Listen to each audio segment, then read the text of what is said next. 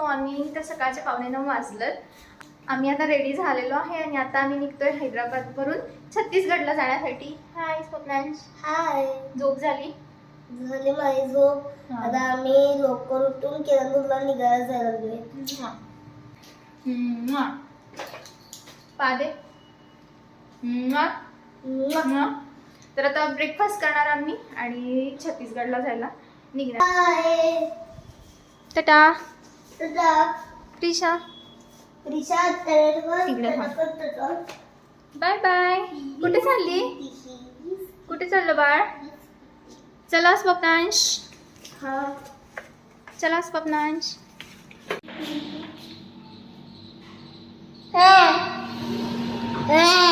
कोण ते?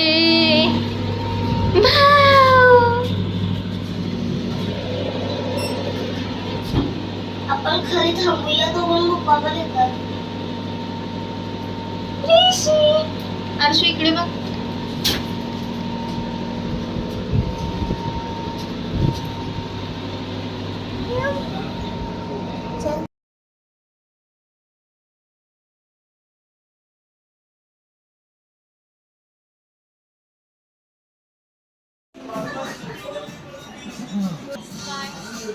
बॅटरी 20% आहे.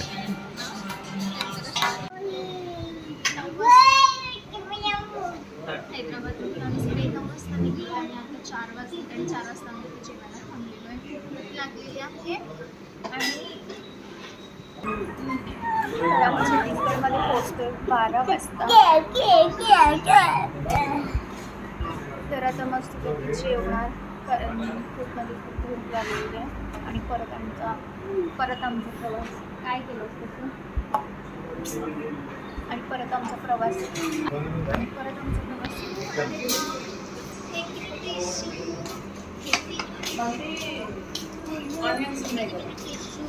सोनपापडी.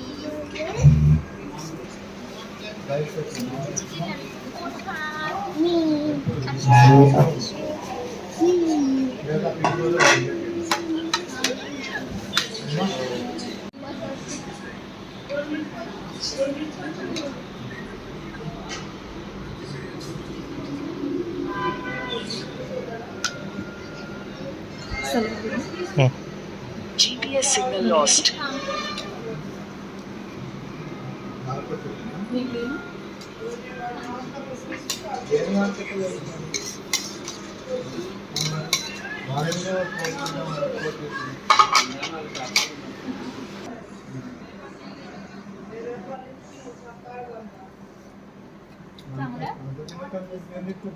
आवडलं? कसं आहे? मस्त आहे आणि हे स्वप्नांचं फेवरेट आहे ना. स्वप्नांचं चिकन लॉलीपॉप खूप आवडतं आणि मला पण खूप आवडतं.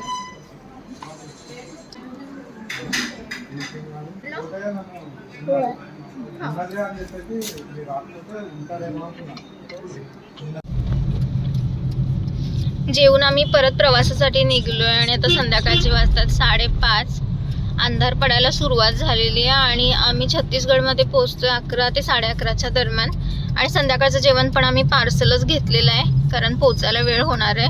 आणि आम्ही जिथे राहतो तिथे काय रेस्टॉरंट जास्त वेळ ओपन नसतात आणि रेस्टॉरंट पण नाही आहेत जास्त, 1-2च रेस्टॉरंट आहेत. त्यामुळं असा विचार केला की जाऊन उपाशी झोपायला लागेल. उपाशी पण म्हणता येणार नाही पण जाऊन मी 11 वाजता जेवण बनवणार कधी, म्हणून आम्ही पार्सलच घेतलंय जेवण. आणि आमची प्रिशुली काय करते? झोपायचं नाहीये का सोनपापडीला? स्वप्नांश खूप दमलाय, कंटाळा आलाय त्याला प्रवासामध्ये. होय ना, कंटाळाच ना? झोप आली आहे. स्वप्नांचा खूप कंटाळा आलाय कारण परवा दिवशीपासून आम्ही रात्री 11 वाजता पोहोचेन किरणदूरमध्ये छत्तीसगडमध्ये. काल रात्री आम्ही 12 वाजता पोचलो. तर आज नेक्स्ट डे आहे आणि हे सगळं सामान मी इकडेच कारमधून काढून ठेवलेलं आहे. हे जे सगळं सामान आहे ते मम्मीने दिलेलं आहे. सगळ्या खाण्यापिण्याच्या वस्तू आहेत त्याच्यामध्ये आणि मी जी काही शॉपिंग केली हैदराबादमध्ये त्याच्या बॅग आहेत. मम्मीने बरंच खायचं सामान दिलेलं आहे आणि कारमधून सगळं सामान काढायलाच आम्हाला जवळजवळ अर्धा तास लागला. ॲक्च्युली खूप कंटाळा आला होता, त्यामुळं असं ठरवलं की दुसऱ्या दिवशी सगळं सामान काढूया पण, आणि विचार केला की नको आळस करायला नको, आत्ताच्या आत्ता सगळं सामान काढूया कारमधून. मग सगळं सामान वगैरे आम्ही कारमधून काढलं.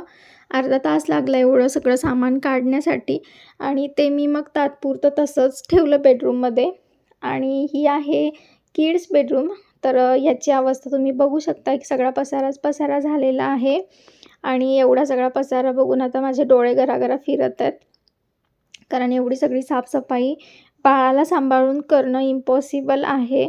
आणि दुसरं माझ्या मदतीला पण कोण नाही आहे आणि सुधीरला पण ऑफिसला जायचं आहे. तर मी किचनमधलं सगळं सामान काढलं आहे बाहेर. आणि ओव्हन बघू शकता तुम्ही किती त्याच्यावरती डस्ट पडली आहे. तर ओव्हन पण सगळा मला चकचकीत पुसला पाहिजे. परत बॅग पण ठेवली आहे तिकडे, प्रिशूची चेअर आहे ती ठेवली आहे, ती ओपन करायची आहे, बॅगमधले कपडे काढायचे आहेत. अशी खूप सगळी कामं आहेत. मला काहीच कळत नाही की कुठलं काम कुठून स्टार्ट करावं. आणि इकडे सुधीर मुलांना घेऊन बसलेले आहेत आणि किचनमध्ये तरी पण अजून पसारा आहेच. आणि हा एवढा सगळा पसारा बघून ना मला असं वाटायला लागलं की सगळं असंच पडू दे आणि आपण थोडासा आरामच करूया, कारण जिकडे बघेल तिकडे फक्त आणि फक्त पसारा होता. यासाठी मला सुट्टीला जायला नको वाटतं आहे, कारण सुट्टीवरून आल्यानंतर मग घरात सगळा असा पसारा होतो आणि मग परत आणि नव्यानं घर सेट करावं लागतं. तर मी विचार करते की हे सगळं बाहेर काढायचं आणि किचन सगळं धुवून काढायचं. हा आहे युटिलिटी एरिया आणि इकडे पण खूप जाळ्या वगैरे झाल्या होत्या कोष्ट्यांच्या. तर हे पण मला सगळं साफ केलं पाहिजे. वॉशिंग मशीन पण खूप घाण झालं, त्याच्यावरती धूळ जमा झालेली आहे, कारण हा थोडासा ओपन स्पेस आहे वरून. तरी मी पॅक केलेला आहे एका बाजूने, पण एका बाजूने हवा येते तिथे, त्यामुळे खूप सारा धुरळा आतमध्ये येतो. हे कपाट वगैरे मी सगळं रिकामं केलं आणि ते पहिल्यांदा मी साफ करून घेते, कारण त्याच्यावरती बुरशी आल्यासारखं झालं होतं. घर सगळं पॅक्ड होतं आणि सुधीर काय सकाळी लवकर जायचे 9 वाजता आणि संध्याकाळी 10 वाजता ऑफिसवरून यायचे, त्यामुळे त्यांना कारण घरात जेवण बनवायला पण वेळ नव्हता आणि घरातली साफसफाई करायला पण त्यांच्याकडे वेळ नव्हता. मग हे कपाट मी पूर्णपणे रिकामं केलं आणि ते मी पहिल्यांदा विम लिक्विड टाकून स्क्रबरने घासून घेतलं. आणि स्क्रबरने घासून घेतल्यानंतर आता मी ते धुवून काढणार आहे सगळं पाणी मारून. पूर्ण किचनमध्ये भिंतींवरती वगैरे पण मी पाणी मारणार आहे, कारण भिंतींना पण थोडं बुरशी आल्यासारखं झालेलं आहे. आणि किचनमध्ये म्हणजे असं बुरशी वगैरे मला म्हणजे असं घाण चांगलं नाही वाटत ना, म्हणून मी हे सगळं पाणी मारून पाण्यामध्ये विम लिक्विड पण टाकलं आहे आणि भिंतींवरती मी ते विम लिक्विडचं पाणी टाकेन आणि त्याने भिंती सगळ्या साफ करेन. तर ही आमची गव्हर्नमेंट क्वार्टर आहे, त्यामुळे दुसरं काही स्वतः आपण काही करू शकत नाही. इकडे ट्रॉलीज वगैरे. आणि इकडे तुम्ही बघू शकताय हे जे ॲक्वागार्ड आहे ते पण खूप घाण झालं होतं, त्याच्यामध्ये पण बुरशी आल्यासारखं झालं होतं. तर जिकडे बघेल तिकडे बुरशी आली होती, कारण आम्ही जिकडे राहतो ना तो एरिया असा जंगली भाग आहे तो सगळा, आणि खूप दमट वातावरण होतं पावसाळ्यामध्ये पण. आता पाऊस थोडा कमी आहे, आता हिवाळा चालू होतो आहे. तर हे ॲक्वागार्ड पण खूप घाण झालं होतं, घाण म्हणजे त्याच्यावरती बुरशी आल्यासारखं झालं होतं. त्यामुळे सगळ्यात पहिल्यांदा म्हटलं की ॲक्वागार्ड तर साफ केलं पाहिजे. मी ॲक्वागार्ड पूर्ण रिकामं केलं, ते घासून घेतलं वरून आणि आतून पण ते क्लीन केलं. आणि ॲक्वागार्ड साफ झाल्यानंतर इकडे मी परत एकदा किचनचा ओटा साफ करते, घासून घेते. चिकट झाला होता किचनचा ओटा पण. आणि मी खूप दमले होते आणि मी परत साफ करते, कारण मला माझ्या मनाचं समाधानच होत नाही की ते क्लीन झालं, ते साफ झालेलं आहे. तरी पण मी परत एकदा पाणी मारते, परत एकदा घासून घेते. मलाच काही कळत नव्हतं की किती वेळा म्हणजे साफ करावं. तर हे असं सगळं माझं साफसफाईचं रुटीन असतं. म्हणजे किती पण साफ केलं तरी म्हणजे मला असं वाटतच नाही की बाबा तर ती साफ झालेलं आहे.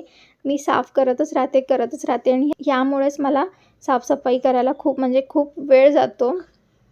हे सगळं साफसफाई करण्यामध्ये जवळजवळ म्हणजे 3-4 तास गेले आणि त्याच्यानंतर मी पूर्णपणे थकून गेले. आणि हे जे साईडला ठेवलेले आहेत ते भांडे आहेत ते म्हणजे धुतलेले होते सुधीरने ती भांडी मी परत एकदा धुवून घेणार आहे. म्हणजे किचनमधल्या सगळ्याच गोष्टी मी परत एकदा धुवून घेणार आहे आणि माझी ही साफसफाई अशीच चालू राहणार आहे. संध्याकाळचे 8 वाजायला आलेत आणि मला स्वयंपाक पण बनवायचा आहे. तर हे सगळं क्लीन झाल्यानंतर मी डाळ भात लावेन आणि आत्ताचा हा जो व्लॉग आहे मी इथेच संपवते, कारण मी खूप दमले. याच्यापुढे मी काही शूट वगैरे केलं नाही. तर व्हिडिओ आवडला असेल तर नक्की लाईक करा, शेअर करा आणि माझ्या चॅनलला पण सबस्क्राईब करा. भेटूया पुढच्या व्लॉगमध्ये. Bye bye.